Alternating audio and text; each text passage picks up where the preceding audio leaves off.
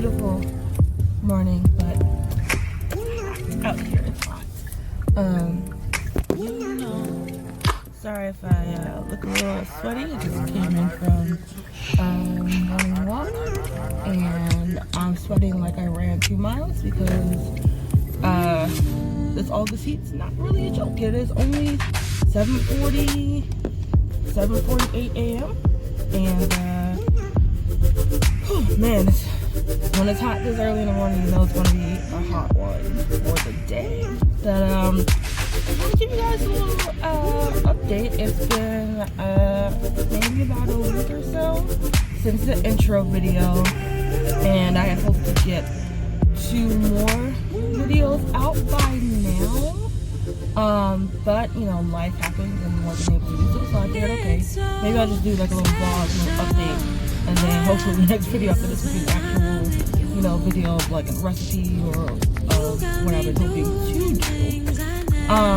So just to give you guys a little backstory, right after shooting that intro video, literally the next day, got the news that my grandfather had passed away, and I was just in total distraught, and you know, didn't feel like doing any editing or really anything to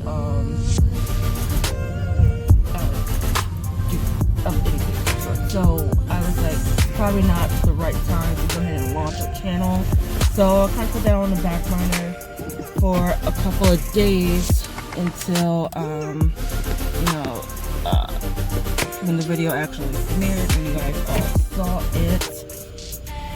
And so I've been dealing with that, and then my job has been offering us some bunch of overtime, so I've been doing a lot. I've been working probably until 9 or 10 p.m. at night for most of the week. So again, not really doing any videos or making any videos, but DOT has to stop. But we just had our grandfather's funeral, and you know, so we got laid to rest, and you know, a little bit of closure. You know, the man, he led a great life and influenced so many people that, you know, when it's time to go home, it's time to go home. And he gets to join his lovely wife and 2 of his children and the rest of his ancestors, you know, in heaven, if you still believe in that. I do, but you know, if you don't, like me, I don't, you know, I don't care about people other than religious or non-religious beliefs. It's all, I think it's all personal, and you know, it is what it is. If you believe in heaven or the afterlife, great. If you don't, it's still great. I'm not going to talk to you. But what really got me is the experience, if you will, of this whole funeral. So we get to the church, and you know, all the family wants to get together to walk in together, like as a family. And so we were waiting on other members to show up so that we can all walk in, the immediate family, for us to all walk in. And I don't know if it's the funeral director or just the person who like runs who runs the proceedings. I don't know. I almost said show. They were very rushing, and the funeral started, and then, you know, the actual funeral was to be at 11. It's probably 11:30, and you know, we're just lining up outside, and the guys are really rushing, like, you know, like, where is everybody? And people go, and I'm just like, can you give us a second? So that was like the first strike, and so we're having the funeral, you know, a couple people are, you know, getting up and just doing some like small remarks, you know, relating a story or 2 of their experience with my grandfather. And the other funeral, do you call them funeral managers? I don't know. Leave a comment about whoever runs the the event of the funeral. What do you call them? And so, they were kind of rude and trying to rush everything along, and as if they're like, we're behind schedule and we need to go. We have to somewhere at a certain time, and I got that, but one that maybe should have been relayed a little bit earlier. And I'm checking my clock, and it's only 12 o'clock. And I don't know about you. I mean, I know funerals aren't this long, elongated event. At least in my experience, they haven't always been. But I'm like, we're near the end. I'm looking at the program. We're near the end. Why are you rushing it so much? So this is like strike 2.5, strike half. And because the other half of the strike comes about a few moments later, when the person calls, hey, immediate family, want to say your last goodbyes before we close the casket, come on up. So we get up to go, say our last respects, and she's like, no. Why? Not all at once. We still got COVID going on over here. And I'm like, lady, you just said if you're immediate family, get up. Now, if you could have said, hey, immediate family, just want to get on up. Can we please two people at a time, pay our respects? No, we're just going to be rude about it. So I was like, okay, strike 2.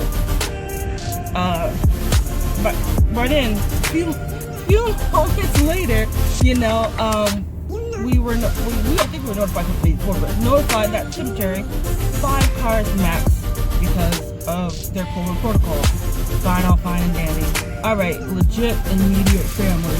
Whoever you can pack in these 5 cars, let's go. And so we are, my aunt, who is my grandfather's oldest, and my mom, and then we're trying to just get together of the 5 cars who are gonna go and line up behind the hearse. And again, this lady is, y'all need to get in your cars, y'all need to go, we need to go. And it's like, lady, madam, can you chill out? So they get in the hearse and just drive off, leaving the family behind. His children, who by right should be right behind the hearse, going, no, all 5 cars, all the family left behind, they keep it going. And so now we're all pissed. And because when you're doing a funeral procession down the street, blinkers on, you're supposed to be able, it's a continuous ride to the cemetery. We can't do that now because there's a funeral procession, but there's no hearse in the front. So no one wants to go run red lights and get pulled over by the cops, delaying getting to the cemetery any further. So what could have been a maybe 10-minute ride for a straight through is now a maybe 15-20-minute ride. And so again, pissed. This is probably strike 3 now, and we're like, we are trying to pay our respects to our father, grandfather, great grandfather, and and you were just making this experience very, not traumatic, but very unsettling. So it's not even the craziest part, guys. When we get to the cemetery, we get to the cemetery, and we actually meet the hearse there. We kind of got that at the same time. And we do the 5 cars as we wanted to. We get up to the burial plot, and our family members who were acting as pallbearers have now taken the casket to the plot. We lowered, pastor say prayer or a prayer of respect, roses down, we say our last goodbyes, and we go as a family, and we'll chill out and just honor his memory. That's how it's supposed to go. No, of course, because the way this whole morning was going, of course something else had to go wrong. His casket will not close. It's if you've been around a casket, you close, they latch because it will be sealed to keep outside weather, dirt, debris, all that from getting into the actual casket. And so we noticed at the top left corner, it's not quite closed, and there is a slight crack at, I believe, one of the hinges, it looks like. I'm sort of somewhere in the back because I was trying to let them do their thing so they can lower him down. But I can see my mom and my cousin and two of my cousins go, something's not right, and the lady's just like, oh no, it's not leveled. It's because we're on a slope and it doesn't look like it's leveled. So once we lower him down, we'll be fine. And we're just like, ma'am, we know how a casket works. It's not supposed to be slightly, cracked. It's like that, so it's not like completely sealed. My cousin had a great analogy. It's like when you have those old jewelry boxes that you like open and close, like a little ballerina. And if one back of that hinge is a little bit off, it doesn't quite close. Unless you had that like little latch maybe that made it stay in place. But even then, when that thing was broken, there's like that little bit of sliver that you can see through. And so the lady was just like, oh no, it's not level. Once they put it down there, it'll be fine. And luckily, one of the cemetery workers was there, and he said, ma'am, if it's not level, we can't put that casket down there. And luckily he was there, because then she's like, oh, okay, well, fine. And then she's like, let's just shut the service down. Everybody can go home. We'll take him back. And we're like, ma'am, can our pastor at least just say something? We're all just standing here looking stupid, wondering what's going on with our grandfather, father, great-grandfather, what have you. So she was just like so rude and irritated. I was like, so imagine how we felt on the other end of that. Probably rude and irritated times 10. So, the pastor said a few words still, and they have to take his casket back to the funeral home to replace the casket and to resume a burial the next day. I don't know. It was just a host of unprofessionalism that really just like ate at me. So I'm like, ma'am, you are in a line of work in which you are dealing with grieving families. They lost someone that they love, and you're just going to be rude and agitated because of a funeral mistake that you guys made. We didn't, no one kicked the casket or dropped it or banged it up against the wall during the funeral to the cemetery. So it's not like we were the ones at fault. We just want to make sure that this person, one, that we paid you all this money to do, is fine, is straight when we lower him into the ground. And I get it, it's just his flesh, it's just his body. Why should it matter? But it was just a level of unprofessionalism and just disregard of like humanity that like really rubbed me the wrong way. And I'm kind of tearing up to think that I got the glasses on to thinking about that whole situation to like, ma'am. But actually, what really like I shouldn't say that. What really brought it all home, so to speak, is that it turns out they were hosting another funeral right after ours. That's why they were really rushing to get everything done. And again, ma'am, that is on you. That is on you at the funeral home for booking funerals way too close together. So what, y'all can maximize your money? I mean, I get it. You're running a business. You want to make as much money as possible. But how about one, you just, maybe you let the family know, be like, hey, just so you know, funeral right after here, and we can keep everything on time so we can go to the cemetery on time to make sure you guys get to pay your respects and that we can do this next funeral. Oh, Father Danny, man, if you would have just said something of that sort, maybe not have been rude about it, and also owned up to your mistake, maybe we wouldn't have been as pissed off as we were. And so I do know that the owner is really gonna be hearing about it from a lot of us about the treatment of this from this woman. The man to a degree, but she was the one really running and rushing the show. So that was how we spent our morning trying to lay our grandfather to rest. The rest of the day was fine. We were with family, telling stories, we went through old photo albums and things of that nature. So that part kind of alleviated the irritation, the sadness, the rudeness, the grievedness of that morning. So I was happy for that. But also that morning, just like today, it was hot.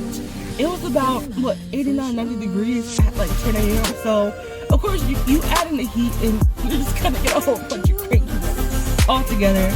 And I have been fasting. I hadn't eaten, so my blood sugar was very low. Forgot my protein bar, so I was like, I'm gonna stay quiet because I'm a very, quiet, introverted person. But when it comes to my family, friends too, I mess with them, and the introvert goes way further.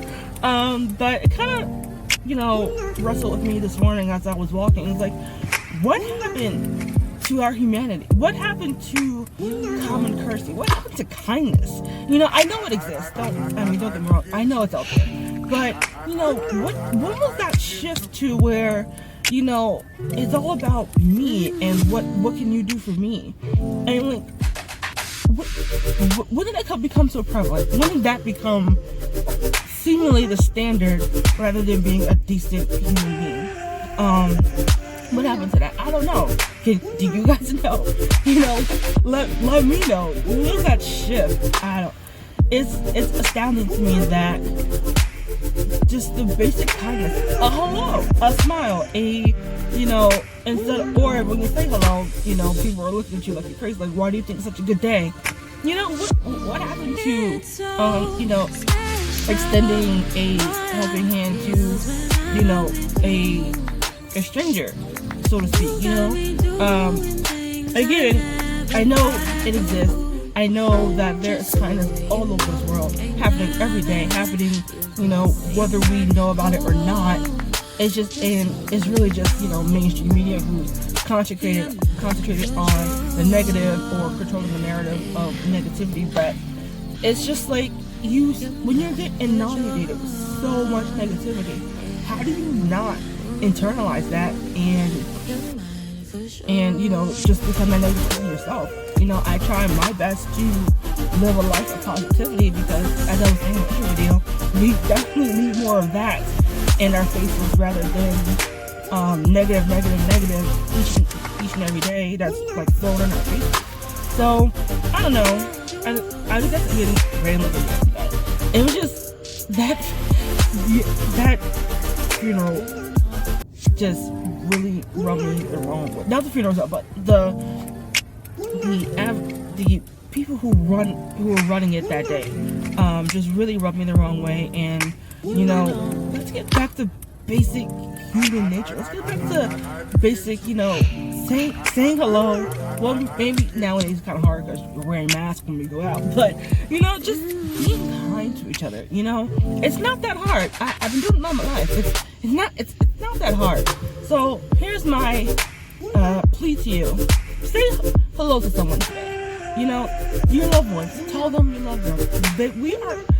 We have a finite time on this earth as a living person, living being. Why waste your time in negativity? You're here for a certain amount of time. Why would you want to waste that or a good portion of your life in negativity? So if you are having issues, reach out, whether it be to a friend, a confidant, a therapist.